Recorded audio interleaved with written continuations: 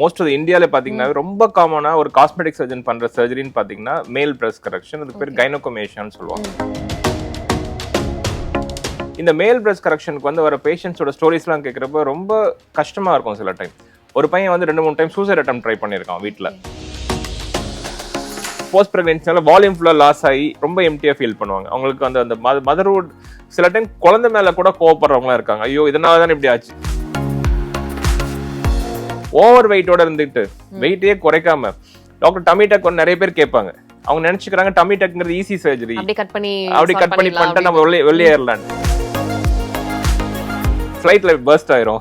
இதெல்லாம் வந்து ரொம்ப ராங் கான்செப்ட். இப்போ வந்து அதுக்கப்புறம் நிறைய பிளாஸ்டிக் சர்ஜரி வீடியோ கூட பண்ணாங்க. பிரஸ்ட் இம்ப்ளான்ட் வச்சுட்டு காரை ரன் ஓவர் பண்ணி ஒண்ணுமே ஆகாதுன்னு காமிச்சிருக்காங்க. விகடன் நேயர்களுக்கு வணக்கம். இன்னைக்கு நம்ம கூட ரொம்ப முக்கியமான ஒரு நபர் தான் இருக்காரு. சென்னை பிளாஸ்டிக் சர்ஜரியோட சீஃப் பிளாஸ்டிக் சர்ஜரான டாக்டர் கார்த்திக் ராமசாமி சார் இருக்காரு. அதாவது பிளாஸ்டிக் சர்ஜரி அப்படின்னாலே நமக்கு ரொம்ப தொலைவில் இருக்க ஒரு விஷயமா தான் பார்த்துட்டு இருக்கோம். அதெல்லாம் யாராவது பணக்காரங்க பண்ணுவாங்க, இல்லைன்னா செலிபிரிட்டிஸ்க்கானது, அது நம்மளுடைய கம்ஃபர்ட்டோ நம்ம லைஃப் ஸ்டைலுக்குள்ளேயோ அடங்காது அப்படின்ற மாதிரி ஒரு மித்து தான் இருக்கு. ஸோ நிறைய கேள்விகளோட நிறைய டவுட்ஸோட அவரை நோக்கி நம்ம பல கேள்விகள் கேட்க போறோம். சார், அதாவது நான் சொன்ன மாதிரி தான், பிகாஸ் நிறைய பேருக்கு வந்து இன்னுமே அது ஒரு பணக்காரங்களுக்கான ஒரு விஷயம் தான், நமக்கும் அதுக்கும் நெருக்கமே இல்லை அப்படின்ற ஒரு எண்ணம் தான் இருக்கு. நீங்க அதை எப்படி பாக்குறீங்க? அது உண்மைதானா? இதுதான் ஒரு காமன் மிஸ் அம்மா. இங்க மட்டும் இல்ல, உலகம் ஃபுல்லா அப்படிதான் நினைச்சுக்கிறாங்க. பட் என்னன்னு பாத்தீங்கன்னா, நாங்க செலிபிரிட்டிஸ்க்கு நிறைய ஆப்ரேட் பண்ணுவோம். பட் அவங்களோட வால்யூம் பார்த்தா 10%. ஓகே 90% பீப்புள் வரவங்க எல்லாம் பாத்தீங்கன்னா common men and family women. அவங்களுக்கு ப்ராப்ளம் இருக்கிறவங்க மட்டும் தான் நம்மகிட்ட வர்றாங்க. ஏகப்பட்ட பிரச்சனையோட அவங்களுடைய மன அழுத்தத்தை கொண்டு நம்ம சொல்றப்ப நமக்கே இருக்கும், தெரியும், அப்பதான் தெரியும் நம்ம சர்ஜரி பண்றோம். பட் அவங்க எவ்வளவு தூரம் அதை கரெக்ட் பண்ணது, எவ்வளவு தூரம் அவங்க ஹாப்பி பண்ணதுங்கிறது அப்பதான் நமக்கே தெரிய வரும். ஏகப்பட்ட இண்டிகேஷன் எங்கிட்ட வருவாங்க. நம்ம இதை பத்தி நிறைய இன்னைக்கு பேச போறோம். ஸோ கண்டிப்பா, ஏன்னா நிறைய விஷயங்கள் பேச வேண்டியது இருக்கு. ஏன்னா அவ்வளோ அவேர்னஸ் கம்மியா இருக்குன்னு தான் தோணுது. பிகாஸ் நிறைய பேர் வந்து இப்போ அவங்களுக்குள்ள இருக்க இன்செக்யூரிட்டியை பேரண்ட்ஸ் கிட்ட ஃபர்ஸ்ட் ஓப்பன் அப் பண்றதே ரொம்ப டவுட்ஃபுல்லா இருக்கு. அதை தாண்டி தான் ஒரு டாக்டர் கிட்ட வந்து அப்ரோச் பண்ண போறாங்க. ஆண்களுக்குன்னு பாத்தீங்கன்னா இப்போ அவங்களோட மேல் பிரெஸ்டா இருக்கட்டும், இந்த மாதிரி விஷயங்கள்லாம் அவங்களுக்கு ஒரு பெரிய இன்செக்யூரிட்டியா இருக்கும். அவங்க வேர் பண்ணக்கூடிய ட்ரெஸ்ல இருந்து அவங்க வெளியே போறப்ப அந்த ஃப்ரெண்ட்ஸ் சர்க்கிள்ல எல்லா இடத்துலயுமே ஒரு காம்ப்ளெக்ஸ் கிரியேட் பண்ணும். இந்த மாதிரி விஷயங்களை ஃபர்ஸ்ட் எப்படி ஓப்பன் அப் பண்ணுவாங்க? ஆக்சுவலாக இது ரொம்ப காமனாக இருக்கிற ப்ராப்ளம். நாங்கள் காமனாக பண்ணுற சர்ஜரி மோஸ்ட் ஆஃப் இந்தியாவில் பார்த்தீங்கன்னா ரொம்ப காமனாக ஒரு காஸ்மெட்டிக் சர்ஜன் பண்ணுற சர்ஜரின்னு பார்த்தீங்கன்னா மேல் பிரஸ்ட் கரெக்ஷன், அதுக்கு பேர் கைனோகோமேஷியான்னு சொல்லுவாங்க. இந்த மேல் பிரஸ்ட் கரெக்ஷனுக்கு வந்து வர பேஷண்ட்ஸோட ஸ்டோரிஸ்லாம் கேட்குறப்ப ரொம்ப கஷ்டமாக இருக்கும். சில டைம் ஒரு பையன் வந்து 2-3 டைம் சூசைட் அட்டெம்ப்ட் ட்ரை பண்ணியிருக்கான் வீட்டில். இன்ஜினியரிங் பணம்லாம் லேண்ட்லாம் விற்று இன்ஜினியரிங் காலேஜ் சேர்த்து விட்டுருக்காங்க, அதை டிஸ்கன்டினியூ பண்ணிட்டு வந்துட்டான். ஏன்னே அவங்களுக்கு தெரியல. கடைசியில பார்த்தா இந்த மேல் பிரஸ்ட் கரெக்ஷன் இருக்கு, ஹாஸ்டல்ல பசங்க கேலி பண்றாங்க, நான் ட்ரெஸ்ஸை கழட்ட முடியல எல்லாருக்கும் முன்னாடி. ஒரு பையன் வந்து கல்யாணம் ஆகி 3 குழந்தைங்க இருக்கான். ஓகே, அடுத்த நாளே வந்து எமர்ஜென்சியா சர்ஜரி கேட்டான். அவனுக்கு அப்பதான் தெரிஞ்சிருக்கு இதுக்கு ஒரு சொல்யூஷன் இருக்குன்னு. என்னன்னு கேட்டா, நான் ஒய்ஃபுக்கு முன்னாடியே ஷர்ட்டை கழட்டினது கிடையாது அப்படின்னு சொன்னான். அதே மாதிரி ஒருத்தர் வந்து அவங்க இதே மாதிரி ஒரு 35 இயர்ஸ்ல ஒருத்தர் வந்து வேகமா எனக்கு இன்னைக்கே சர்ஜரி வேணும்னு கேட்டார். ஏன்னு கேட்டா, எங்க அப்பா ஐசியூல அட்மிட் ஆயிருக்காங்க, அவர் இறந்து போயிட்டாருன்னா வந்து எனக்கு வந்து அந்த ஃபைனல் ரிச்சுவல்ஸ் பண்றதுக்கு வந்து என்னை வந்து சட்டையை கழட்ட சொல்லுவாங்க, எனக்கு இப்படி போய் உட்கார முடியாது. நம்ம நினைச்சுக்கிறோம் இதெல்லாம் சின்ன சின்ன விஷயம் தான் சொல்றோம், ஆனா எவ்வளவு அவங்களை மென்டலா அஃபெக்ட் பண்ணுது பாத்தீங்களா? ஸோ இந்த மாதிரி விஷயத்துக்குலாம் முன்னாடிலாம் பாத்தீங்கன்னா ரொம்ப ஆப்ஷன்ஸ் வந்து ரொம்ப கம்மியா இருந்துச்சு. அந்த கிளாண்ட் எக்ஸிஷன் வெப்ஸ்டர் சர்ஜரின்னு ஒன்று சொல்லுவாங்க. அதுல வந்து ஒரு ஹாஃப் சர்க்கிள் ஒரு கட் பண்ணி அங்க இருக்கிற கிளாண்ட்ல பாதியை மட்டும் எடுத்துட்டு வர சொல்லுவாங்க. இது முதல்ல ஏன் வருதுன்னு பார்த்தா, ஒரு 10 to 13 இயர்ஸ்ல என்ன ஆகும், அவங்க பாடியில வந்து மேல் பாடியில வந்து மேல் ஹார்மோன் இருக்கும், ஃபீமேல் ஹார்மோன் இருக்கும். அப்ப வந்து அந்த மெச்சூரிட்டி ஆகிற டைம்ல என்ன ஆகும், அவங்க எந்த ஹார்மோன் வருதுன்னு ஒரு கன்ஃபியூஷன்ல வந்து ஃபீமேல் ஹார்மோன் வந்துடும், வந்து அந்த கிளாண்டை ஃபார்ம் பண்ணி விட்டுரும், பிரஸ்ட் ஷோ ஃபார்ம் பண்ணி விட்டுரும். இதை வந்து அவங்க அந்த அந்த இம்பேலன்ஸ் வந்து ஒரு 1 or 2 இயர்ஸ்ல செட்டில் ஆயிரும். பட் செட்டில் ஆனாலும் அவங்களுக்கு ஃபார்ம் ஆன கிளாண்ட் அப்படியே தங்கி போயிடும். ஸோ அதனால வந்து அவங்க என்ன டயட் பண்ணாலும் எக்ஸசைஸ் பண்ணாலும் குறையவே குறையாது. அவங்க ப்ராப்ளி ஒரு 1 or 2 இயர்ஸ் வெயிட் பண்ணலாம். ஏன்னா வந்து சில டைம் வந்து ரிவர்ட் ஆயிரும். அந்த 1 இயர்ல ரிவர்ட் ஆகல அப்படின்னா, நார்மல் ஆகல அப்படின்னா, அவங்க கண்டிப்பா சர்ஜரி மட்டும் தான் ஆப்ஷனா இருக்கும். அவங்க வந்து வீட்டுல போய் கேட்பான், நீ வெயிட்டை குறைச்சு பார்ப்பாங்க, ஜிம்முக்கு போவாங்க. ஜிம்முக்கு போய் மசில் ஒர்க் அவுட் பண்றப்ப என்ன ஆகும், அப்பதான் இது இன்னும் புஷ் பண்ணி முன்னாடி கொண்டு வந்து காமிக்கும். அது குறையவே குறையாது, இன்னும் பெருசா தெரிய ஆரம்பிக்கும். ஸோ அவங்களுக்கு என்ன பண்றதுனே தெரியாது. பேரண்ட்ஸ் அண்டர்ஸ்டாண்ட் பண்ணிக்க மாட்டேங்கிறாங்க. நானும் எவ்வளவோ கஷ்டப்படுறேன், ஒரு எக்ஸ்ட்ரீம் ஸ்டேஜ்ல வெக்ஸ் ஆகி விட்டுருவாங்க. அப்புறம் அவங்களே ஏர்ன் பண்ற வர டைம்ல தான் வந்து நம்ம கிட்ட வந்து அப்ரோச் பண்ணி நம்ம பண்ணிக்கிறேன், பேரண்ட்ஸ் சப்போர்ட் பண்ணா தனியா வரேன், தனியா பண்ணிட்டு போறேன்னு தான் வருவாங்க. ரொம்ப ரேரா பேரண்ட்ஸும் சப்போர்ட் பண்ணி கூட்டிட்டு வருவாங்க பார்த்தா ஒரு 30 to 40%. யூஸ்வலி இந்த மே மந்த்லாம் ரொம்ப அதிகமா இருக்கும். ஏன்னா வந்து எல்லாருக்கும் ஹாலிடேங்கிறதுனால பசங்களுக்கு நிறைய பேர் வந்து சர்ஜரி பண்ணிப்பாங்க. முன்னாடி இருந்த சர்ஜிக்கல் மெத்தட்ஸ்க்கும் இப்போ இருக்கிற சர்ஜிக்கல் மெத்தட்ஸ்க்கும் கம்ப்ளீட்லி டிஃப்ரெண்ட். ஓகே. முன்னாடி வந்து இந்த இதுக்கு வெப்ஸ்டர் சர்ஜரிங்கிறது பார்த்தீங்கன்னா அனசீசியா கொடுத்து ஒரு கொஞ்சமாக எடுத்துட்டு வந்துருவாங்க. அப்பயும் ஒரு ஃபுல்லாக ஒரு நல்ல ரிசல்ட்ஸ் இருக்காது. அப்பயும் ஷர்ட்டை கழட்டுறதுக்கு ஒரு அன்கம்ஃபர்டபுளாக ஃபீல் பண்ணுவாங்க. ஏன்னா வந்து முன்னாடி விட பெட்டர், பட் ஆனால் இப்போ நல்லா இல்லை அப்படிதான் ஒரு ஃபீலிங் இருக்கும். ஆனால் இப்போ பண்ணுற மெத்தடில் நம்ம வந்து அங்கே இருக்கிற ஃபேட்டையும் கிளாண்டையும் கம்ப்ளீட்டாக ரிமூவ் பண்ணிட்டு ஒரு ஸ்கல்ப்டிங்னு சொல்லுவோம். இந்த மசிலுக்கு மேலே மட்டும் கொஞ்சம் ஃபேட் லேயர் வச்சுட்டு மசிலுக்கு இந்த மிட் லைனில் அந்த லைன் கிரியேட் பண்ணணும், கீழே அந்த நல்ல டிப்பாகி அந்த லைன் உள்ளே போகணும், இந்த சைடில் ஃபுல்லாக குழி மாதிரி இருக்கணும். இந்த பாடி பில்டர்ஸ்க்கு எப்படி பண்ணணுமோ அப்படி ஒரு விஷயத்தை நம்ம பண்ணுறப்ப தான் வந்து ரிசல்ட்ஸ் வந்து ரொம்ப நல்லா இருக்கும். அந்த பாடி பில்டர்ஸ் பண்ணுற மாதிரி பண்ணுறப்ப தான் ரிசல்ட்ஸ் ரொம்ப நல்லா இருக்கும். அதே மாதிரி வந்து நிறைய பேருக்கு வந்து ரொம்ப சாகிங்காக இருக்கும். இதுல கிரேட்ஸ் இருக்கு, கிரேட் 1 to grade 4 சொல்லுவோம். அந்த கிரேட் 1, 2லாம் வந்து ஈஸியாக செட்டில் ஆயிரும். கிரேட் 3, 4 வந்து ரொம்ப பெருசா இருக்கு, மார்பக தொய்வோட இருக்கு அப்படின்னா யூஸ்வலா அதுக்கு வந்து ட்ரீட்மெண்ட் எங்க டெக்ஸ்ட் புக்ல எல்லாம் கொடுத்துருக்கிறதுன்னு பாத்தீங்கன்னா அப்படியே கட் பண்ணி எடுத்துட்டு அதை வந்து ஸ்டாம்ப் மாதிரி ஒட்டணும். நம்ம பசங்க சர்ஜரி பண்றதே தழும்பு இல்லாம இருக்கணும், நம்ம பார்த்தா தெரியாம இருக்கணுங்கிறதுக்கு.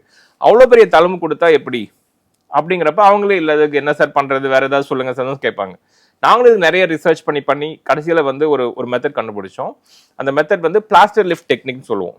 இதை வந்து நாங்கள் கண்டுபிடிச்சி ஒரு சர்ஜரி முடிச்சுட்டு ஒரு பிளாஸ்டர் வச்சு மேலே இப்படி லிஃப்ட் பண்ணி ஒரு 1 week வச்சிட்டோம்னா அந்த ஸ்கின் நல்லா ரீமாடல் ஆகிக்குது, மோல்ட் ஆகிக்குது. இந்த டெக்னிக் நாங்கள் ஃபாலோ பண்ண ஆரம்பிச்சதுக்கு அப்புறம் எங்கள் அந்த பெரிய ஸ்கார் கொடுக்காம சின்ன ஸ்கார்லயே நம்மளே கூப்பிட்டு சொன்னா கூட அவங்களுக்கு சர்ஜரி பண்ண தெரியாத மாதிரி இந்தியன் பேஷண்ட்ஸ்க்கு எப்படி ஒர்க் அவுட் ஆகும். ஃபாரின் பேஷண்ட்ஸ்க்கு அந்த ஸ்கார் ஒண்ணுமே தெரியாது, இந்தியன் பேஷண்ட் ஸ்கார் நல்லா பிஹேவ் பண்ணாது. அப்ப அவங்களுக்கு எப்படி பண்ணலாங்கிறத கண்டுபிடிச்சு பண்ணும். அதே மாதிரி பாத்தீங்கன்னா இந்த இதுல இந்த சர்ஜரி பண்றப்ப சில டைம் நீர் கோத்துக்கும். முன்னாடிலாம் வந்து முன்னாடி ரொம்ப நாளுக்கு முன்னாடி கூட இல்லை, ஒரு 4 yearsக்கு முன்னாடி எல்லாம் பார்த்தா நம்ம ஒரு 10 பேருக்கு ஆப்ரேட் பண்ணோம்னா 7 பேர் நீர் கோத்து போய் வருவாங்க. அப்புறம் நீர்னா ஒன்றும் இல்லை, உள்ள வந்து பாடியில வந்து டிஷ்யூஸ்க்கு வந்து கொஞ்சம் தண்ணி மாதிரி இது பண்ணும், அது நீர்ல ஆஸ்பிரேட் பண்ற மாதிரி இருக்கும். அவங்க அடிக்கடி வர மாதிரி இருந்துச்சு. இதுக்கு என்ன பண்ணலாம்னு யோசிச்சு பாக்குறப்ப குவில்டிங் சூச்சர்ஸ்ன்னு சொல்லி உள்ள வந்து தோலையும் மசலையும் கலெக்ட் பண்ற மாதிரி குட்டி குட்டி சூச்சர்ஸ் உள்ளேயே போட்டுட்டோம்னா கலெக்ட் பண்ண இடம் இல்லாதனால தண்ணி கலெக்ட் ஆகாம வர ஆரம்பிச்சது. ஸோ இந்த காம்ப்ளிகேஷன் நாங்கள் அவாய்ட் பண்ண ஆரம்பிச்சோம். அதே மாதிரி முன்னாடிலாம் 100 பேருக்கு பண்ணால் ஒருத்தருக்கு இந்த ரத்தம் ப்ளீடிங் வர ஆரம்பிச்சிடும். அதனால போஸ்ட் சர்ஜரி பார்க்குறப்ப என்ன ஆகும், அப்படியே எக்ஸ்பேண்ட் ஆகிற மாதிரி இருக்கும். உடனே அவங்களை அவசரமாக ஆப்ரேஷன் தியேட்டரில் கூட்டிகிட்டு போய் கரெக்ட் பண்ணுற மாதிரிலாம் இருக்கும். இப்போ அதுக்கு ஒரு மெத்தட் கண்டுபிடிச்சி அது எப்படி ப்ரிவென்ட் பண்ணலாம், இங்கெங்கெல்லாம் தான் பிளட் வெசல் இருக்கு, இதை வந்து நம்ம ப்ளீடிங் அரெஸ்ட் பண்ணணும், பண்ணிட்டு அந்த ஒரு சொல்யூஷன் மேலே அப்ளை பண்ணிட்டு க்ளோஸ் பண்ணிட்டோம்னா ப்ளீடிங் ஆகாது அப்படின்னு சொல்லி கண்டுபிடிச்சி அதுக்கும் ப்ரிவென்ட் பண்ணிட்டோம். இது மாதிரி நாங்கள் எங்களோட இன்னோவேஷன்ஸ் வந்து எல்லா இன்டர்நேஷனல் ஜேர்னலையும் பப்ளிஷ் ஆயிருக்கு. ப்ளஸ் என்னை அதனால தான் எல்லா ஊருக்கும் பேச கூப்பிடுறாங்க இந்த டாபிக் பற்றி. Mexico, Malaysia, US, so many countries நான் போயிட்டு இதை பற்றி பேசியிருக்கேன். அது இல்லாமல் நாங்கள் ட்ரெயின் பண்ணுறோம். இந்த சர்ஜரியை வந்து இந்த ட்ரெடிஷ்னல் சர்ஜரியில் வந்து அந்த நிப்பிள் ஏரியாவுக்கு கீழே வந்து கொஞ்சமாக கிளாண்ட் விட்டுட்டு வரணுங்கிறது தான் சர்ஜரி. இப்போ வர பேஷண்ட்ஸ் வந்து வரதே வந்து சார் நான் டைட்டாக டிஷர்ட் பண்ணால் பஃபியாக தெரியுது, அந்த நீங்கள் கிளாண்ட் விட்டுட்டு வந்து சரியாகாது. அப்போ கம்ப்ளீட்டாக எடுத்து எப்படி ஒரு நல்ல ரிசல்ட்ஸ் கொடுக்கணுங்கிறத நாங்கள் ட்ரெயின் பண்ணுறோம்.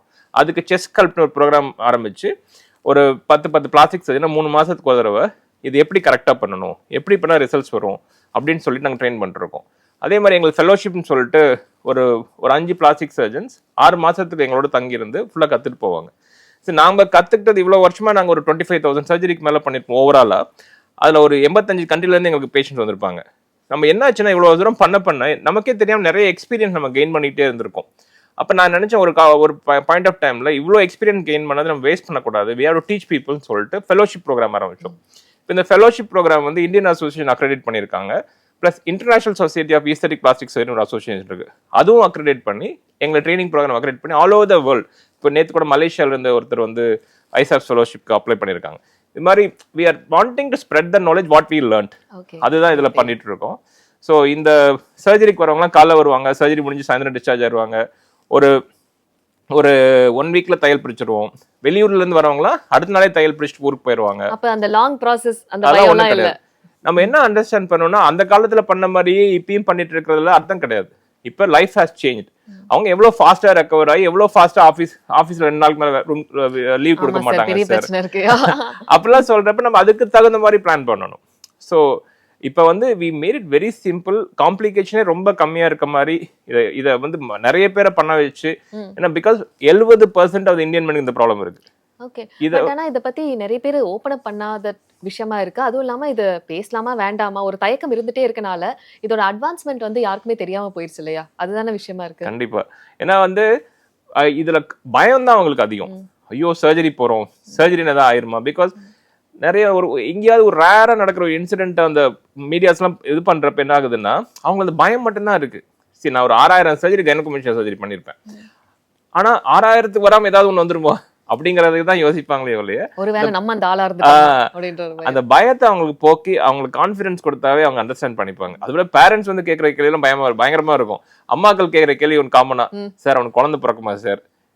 இதுக்கு அதுக்கு சம்மந்தே இல்லமா, இருந்தாலும் அதெல்லாம் ஒன்றும் ப்ராப்ளம் கிடையாது, பயப்படாதீங்கன்னு சொல்லுவோம். பட் ஆனா அம்மாக்கள் கண்டிப்பா இந்த கொஸ்டின் கேட்பாங்க, ஏனே தெரியாது.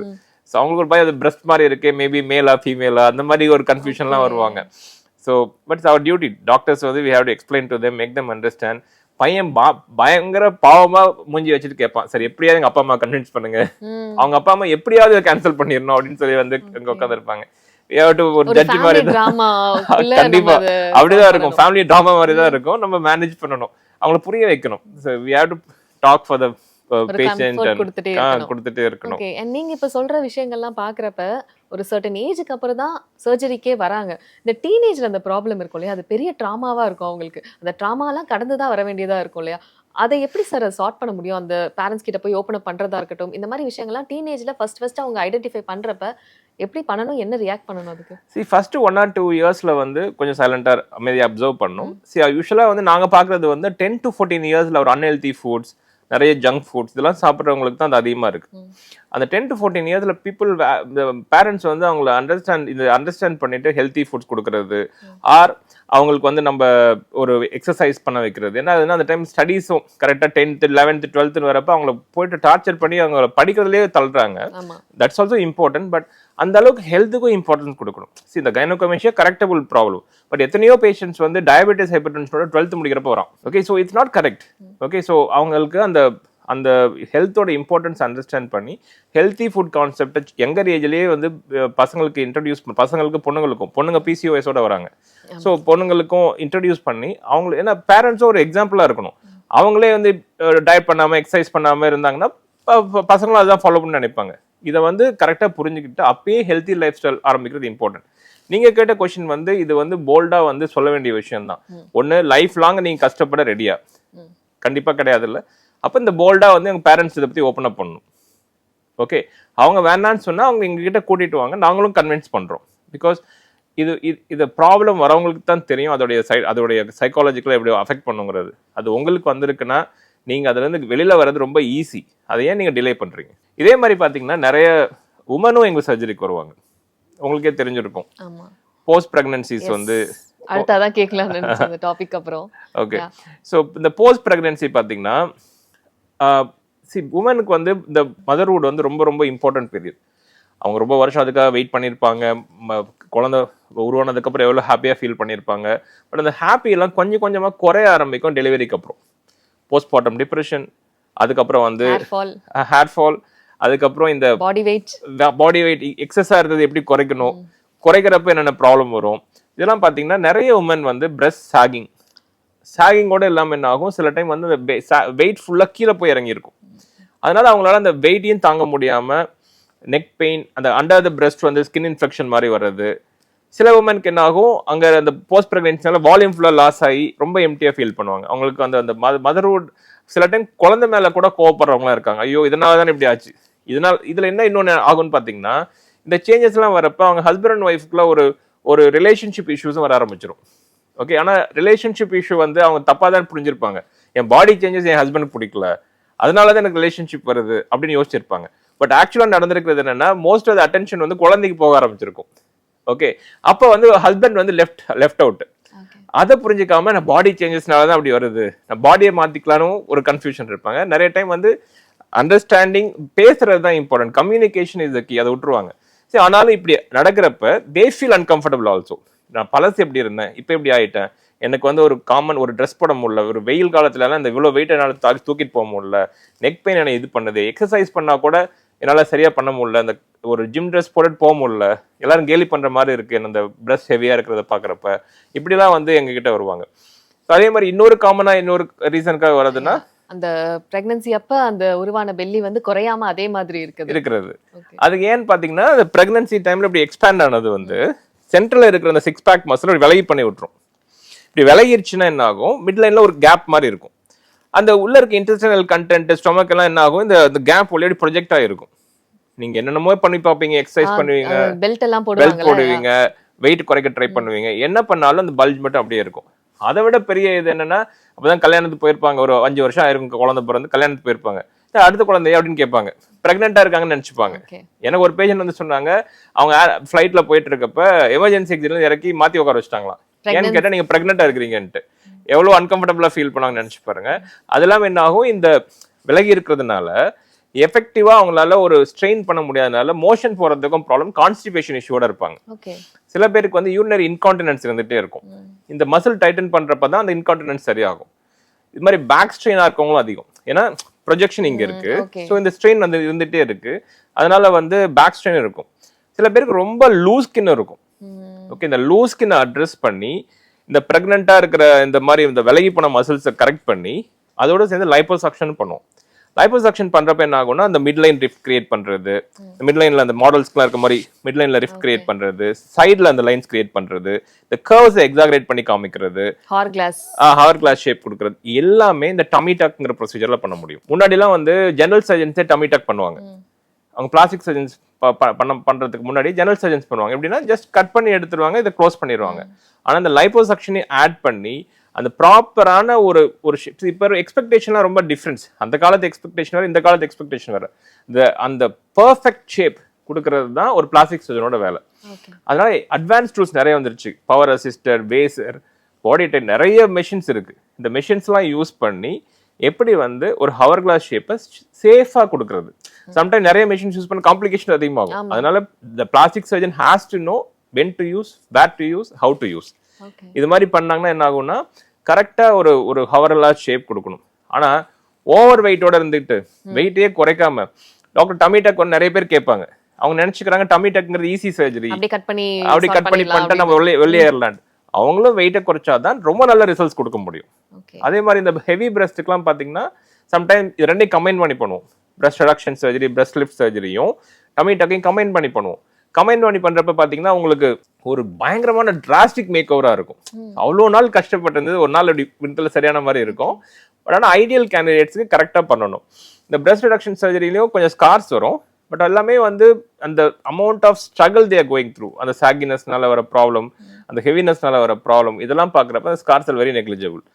அண்ட் பேஷண்ட்ஸை வந்து யூஸ்வலாக இதுக்குமே பார்த்தீங்கன்னா ஒரு 10 டேஸாவது கொஞ்சம் ரெஸ்ட் தேவைப்படும். ஆஃபீஸ் போதெல்லாம் ஒரு 13-14 டேஸ் தான் போக முடியும். 2 சர்ஜரி பண்ணாவே ஒரு 15th டேலாம் ஆஃபீஸ் போயிடலாம். அண்ட் ஒரு கார்டியோ ஒர்க் அவுட்லாம் பண்ணுறதுலாம் ஒரு 1 month ஆகும். மசில் ஒர்க் அவுட்லாம் பண்ணுறதுக்குலாம் ஒரு 2 months ஆயிரும். ஒரு டைட் ஃபிட்டிங் ட்ரெஸ் மாதிரி ஒன்று அடிக்கடி வேர் பண்ண சொல்லுவோம். அதே மாதிரி இந்த ரெக்கவரி எல்லாம் இதெல்லாம் மேஜர் சர்ஜரி. முன்னாடிலாம் பார்த்தீங்கன்னா ரெக்கவர் ஆகிறப்ப ரொம்ப டயர்டாக ஃபீல் பண்ணுவாங்க.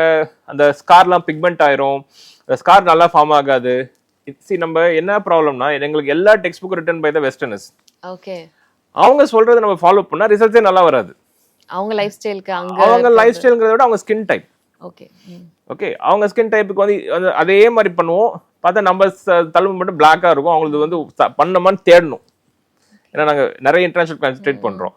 அவங்களுக்கு தேடணும், ஏன் இந்த மாதிரி ஒய்னு கேட்குறப்ப தான் we get answers. Okay, finally what we found out, இப்போ என்ன பண்றோம், இமீடியட்டா ப்ரீ சர்ஜரியும் போஸ்ட் சர்ஜரியும் அப்புறம் ஒரு ஃபியூ வீக்ஸ் தொடர்ந்து இந்த குளுட்டோதைன் ஐவி இன்ஜெக்ஷன்ஸும் விட்டமின்ஸையும் ஹை டோஸ் போடுறப்ப என்ன ஆகுது, இந்த pigment management will be very good. So பிக்மெண்ட்டே காண போயிடுது. அது மாதிரி அது இல்லாமல் we mix lot of cocktails, நிறைய மல்டி வைட்டமின்ஸ், மினரல்ஸ் எல்லாத்தையும் மிக்ஸ் பண்ணி போஸ்ட் சர்ஜரி கொடுக்குறப்ப என்ன ஆகுது, அவங்களுடைய ரெக்கவரி வந்து பயங்கர ஃபாஸ்ட்டாக இருக்கு.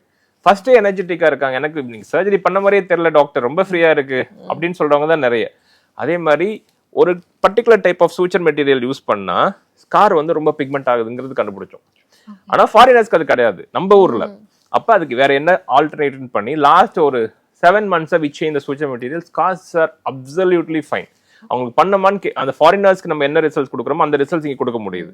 ஸோ பேசிக்லி அதான் எல்லா ஜூனியர்ஸும் சொல்லுவேன், never settle for a mediocrity or best தான் பண்ணுவேன், பெஸ்ட் ரிசல்ட் தான் கொடுப்பேன், அப்படிதான் நீங்க ட்ரை பண்ணணும். You should not set for the mediocrity அப்படின்னு சொல்லுவேன். அதான் நம்ம ஆனா கேட்கணும், என்ன ஒய் ஏன் நடக்குது, அந்த நமக்கு அந்த ஆன்சர் தெரியற வரை விடக்கூடாது. அது மாதிரி இப்போ வந்து எல்லா மேஜர் சர்ஜரிஸும் we merit very recovery is very fast and patients are very happy, comfortable, going back to their work very fast. இதுதான் நடந்துட்டு இருக்கு. ஸோ இந்த மாமி மேக் ஓவர்லேயே நிறைய பேர் இந்த வெஜினல் சர்ஜரிஸ் கேட்டு வருவாங்க. அவங்க வெஜினா டைட் பண்ணணும், அந்த பிரெக்னன்சினால வெஜினா லூஸ் ஆயிடுச்சு, அதனால வந்து எனக்கு இன்டிமேட் இஷ்யூஸ் இருக்கு, அதுக்காகவும் நிறைய பேர் கேட்டு வருவாங்க. அங்க இருக்கிற ரொம்ப லூஸ் கட் பண்ணி ஸ்டிச் பண்ணவும் கேட்டு வருவாங்க. ஸோ இது மாதிரி நிறைய விஷயங்கள் நாங்கள் பண்ண முடியும். ஆனா அந்த இதுக்கு ட்ரீட்மெண்ட் இருக்கானே பேஷண்ட்ஸ்க்கு தெரியாம இருக்கிறது தான் இப்போ மேஜர் ப்ராப்ளம்.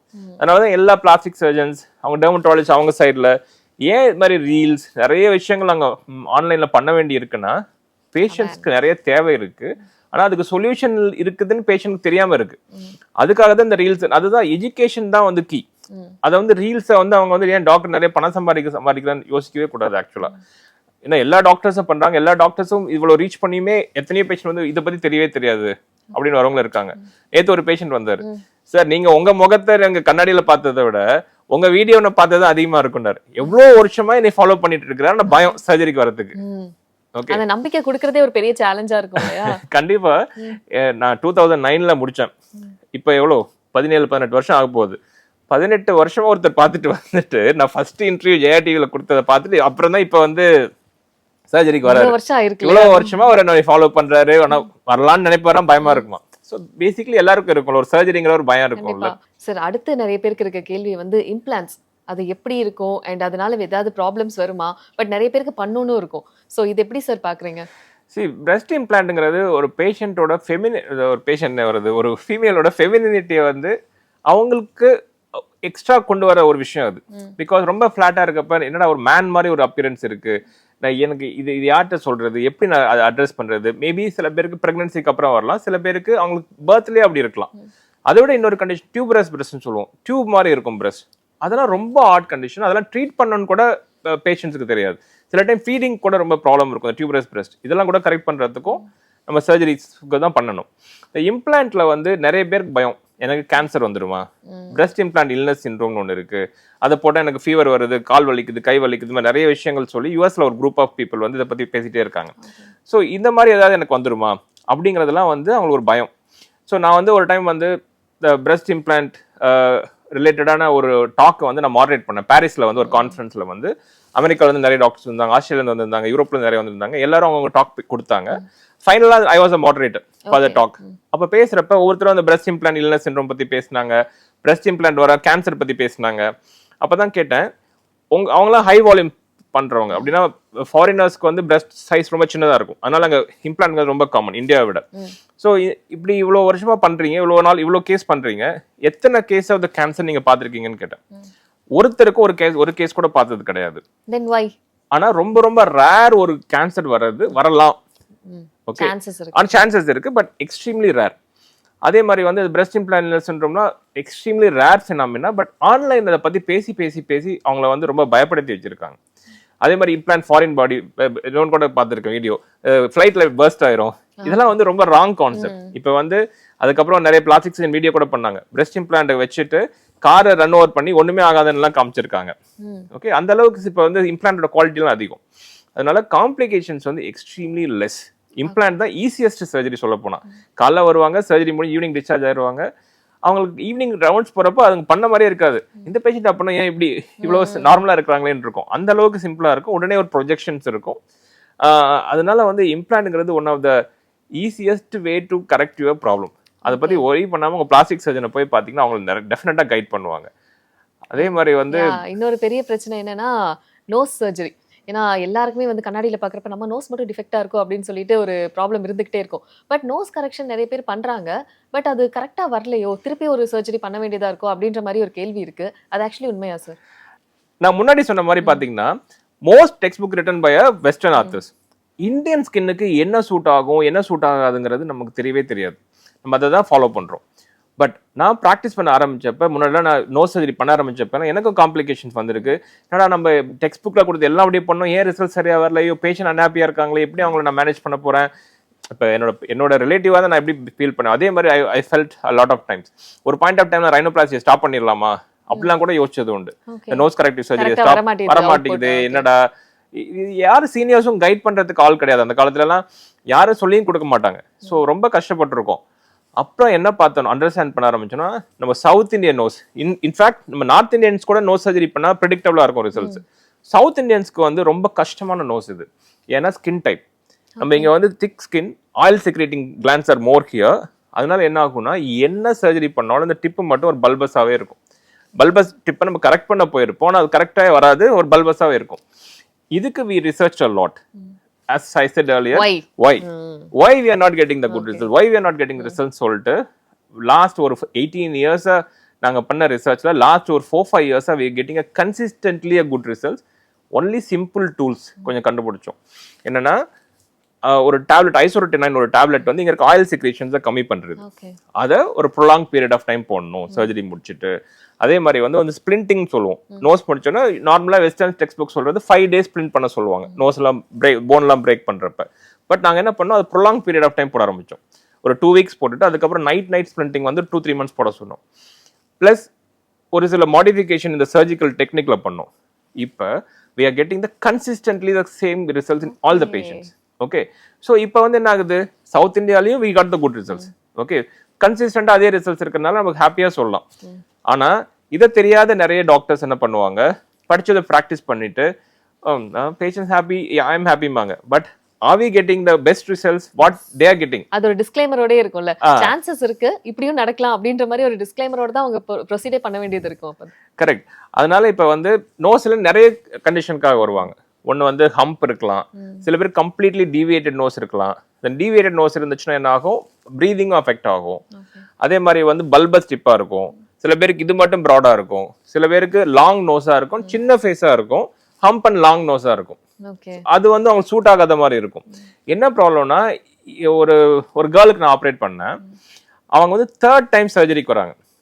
4th time நினைக்கிறேன். 4th time சர்ஜரிக்கு என்கிட்ட வராங்க. நான் 3 time பண்ணது என்னோட ப்ரொஃபஸர், என்னோட சீனியர் ப்ரொஃபஸர். நான் ட்ரைனிங் எடுத்தவங்க தான் 3 times பண்ணியிருக்காங்க. நான் எனக்கு ஒரு question, there are very good surgeons, அவங்க பண்ணியிருக்காங்க, நம்ம அதை விட என்ன நல்லா பண்ணிட முடியுமா, நம்ம ஏன் இதை எடுக்கணும்? ஆனா ஒரே ஒரு கொஸ்டின் கேட்டேன், இந்த நோஸ் என் ஃபேஸ்ல இருந்தா நான் ஒத்துப்பேனா? கண்டிப்பா ஒத்துக்க மாட்டேன். ஏன்னா அது ஆடா தெரிஞ்சது.